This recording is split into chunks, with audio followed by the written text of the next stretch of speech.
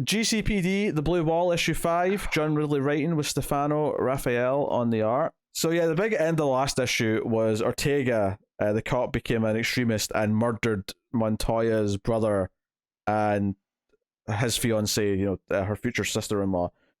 So this issue is very focused. It's very much about the aftermath of this, and he's effectively left a manifesto, and they know it's him. They suspect that he's the one who did this, and it's Montoya kind of dealing with the guilt and could she have listened to him more? Because there's a great moment where I don't know the other cop's name, but it's the cop who does the press conference for this comes in and talks to her, and he's a black man, and Montoya's like, did we do this? Like, why didn't we change anything? Like, the whole point of us coming up through the system was that we would make it better for the next generation of cops, and that we would improve the system.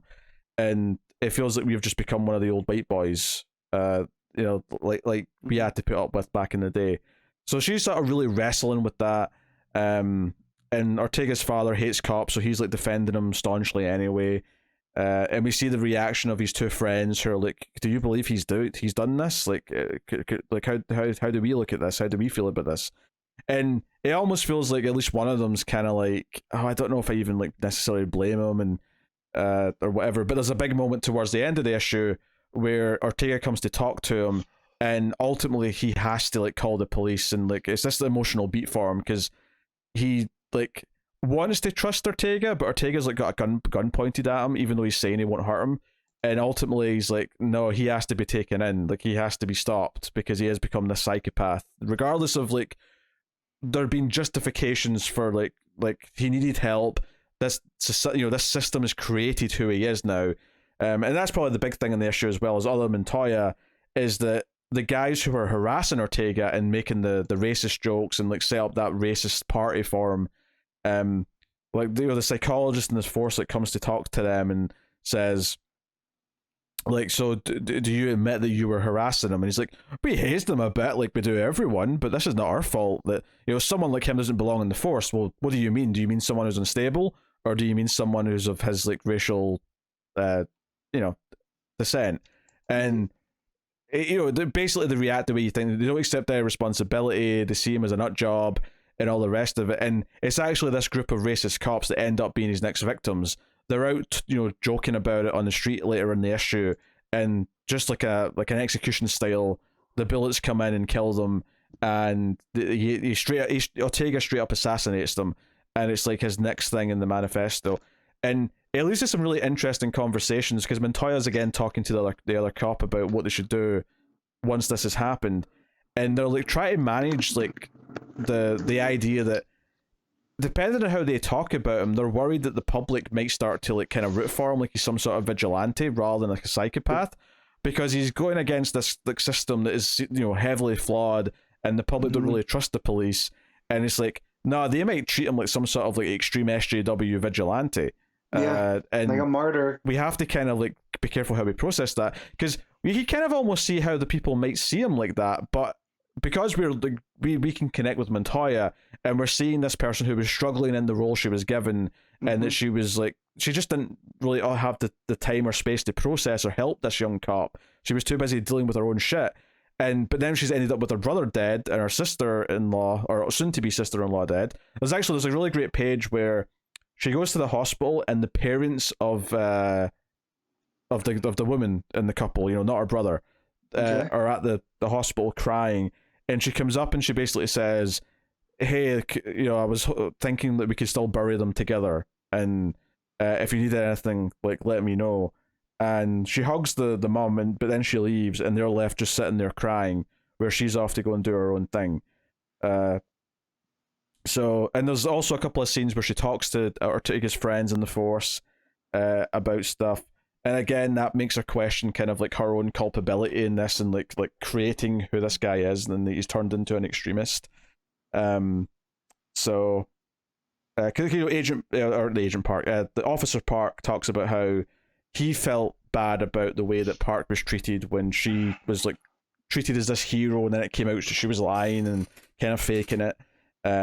This idea that there's this pressure for her to represent her entire race, and that's something that Ortega also felt, and it's something that obviously Montoya understands from being in the system.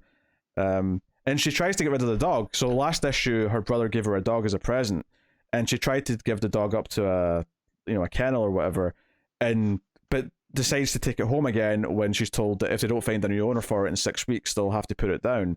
So she takes it back home and she's like crying her eyes out and be like, I can't do this. Why did you give me a goddamn dog? So it's a really miserable issue. If this sounds, no kidding. If this sounds miserable, it's because it is miserable, and Montoya is struggling, and she doesn't know how to deal with this.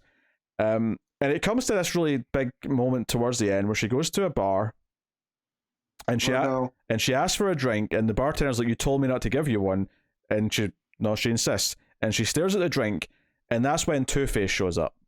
And no. Of course, earlier on, she was obsessed with Two-Face. She was having him followed, all these things.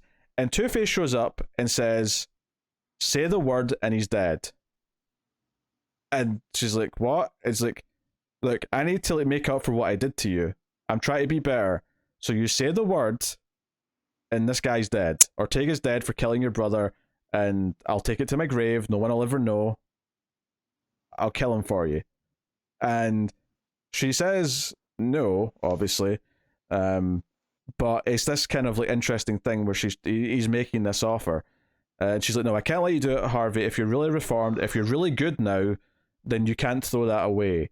But she says this right before she takes this drink. The issue ends with her taking this shot of booze, and walking off. No. So it's this really sad ending, and it's this thing where the system's broken all these people, and it's so much of it. There's no one person at fault. Obviously, you've got these awful people who are harassing the guy. That's a problem. You've got Renee, who should maybe try and help out and reach the younger officers, but even they're like, no, this is just part of what you go through when you're coming up through the system, is you have to put up with a certain amount of harassment. It's really examining how much this kind of belief that this is just the status quo and there's nothing we can do about it is affecting everyone.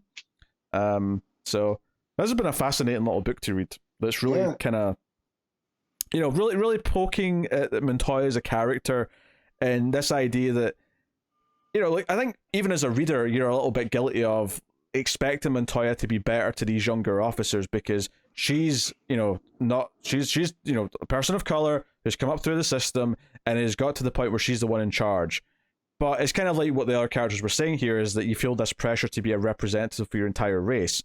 It's not really fair to put that on Montoya, that because she is a Hispanic woman in this role, that she's suddenly going to be this person who changes everything and completely fixes it all, because that's too much pressure to put on one person. You expect that she'll be a force for change, that she'll be a force for good naturally, but you can't do that's a lot of pressure to put on someone. So you see what that pressure is doing to her and how she's struggling with that pressure constantly to be the commissioner and to be all these things. It's a really interesting, very layered look, and this book has been very good. It's been one of the best things on the weeks that it's been coming out since it started, and this extra element of Two-Face being the one who offers her something, even though it's in his own weird villainous way of I'll kill him for you, that's not what she needs, but that's what he thinks she needs and he wants to do it for her, is a really fascinating thing. She also threatens to make his left side look like his right side, which I thought was a really interesting threat. But good stuff. And like I said, the scene where Ortega goes to his friend, the guy who was the parole officer, and points a gun at him and says, "I'm not going to hurt you," but he keeps pointing the gun at him, and because of how he looks at him, he ends up running away, and he has to phone the police, but he feels really bad about doing it. It shows you how conflicted even his friends are about where they stand on what he's been doing. So yeah, it is, it's a very miserable shades of grey, but very kind of honest look at how all these characters are making mistakes, and why they're making mistakes, why they feel forced into certain things.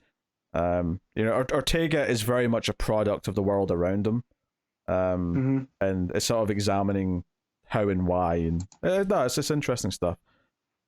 So very good, and the art has been very consistent throughout, and it nails a lot of the drama, which it kind of has to, because it very much is that book. It's not an action book, it is a book with conversations. It's a book with tense moments.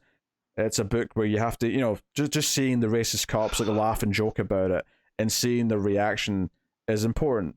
Or even seeing the way the dog looks up at Renee when Renee's feeling guilty about trying to give the dog up. Just simple little things like that where it kind of has to nail those beats, and it does very well. And it does have some interesting layouts. So, that scene at the hospital where Renee sees the parents of the sister-in-law is very good. It's just all these vertical panels. They never change. It's just her walking in, hugging one of them, talking to them, and then walking out. So the page ends and starts with almost the exact same panel, just with her flipped around, basically. So, no, really smart storytelling. Very good. Definitely my favorite thing that I've read from John Ridley.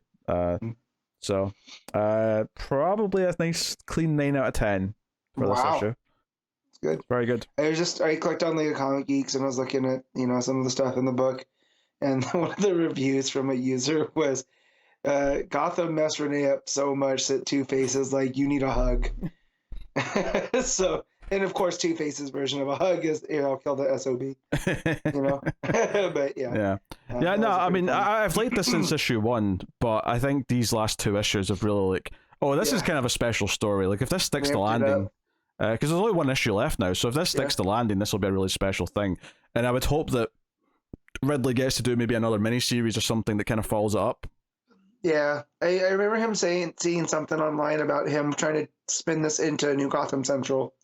Not calling it that, of course, but even if it is these, miniseries versions of it. Yeah. If he just keeps getting more minis like this that can keep following up, that'd be great. Because this has been very good. So yeah, definitely gonna check this out when it's out in trade.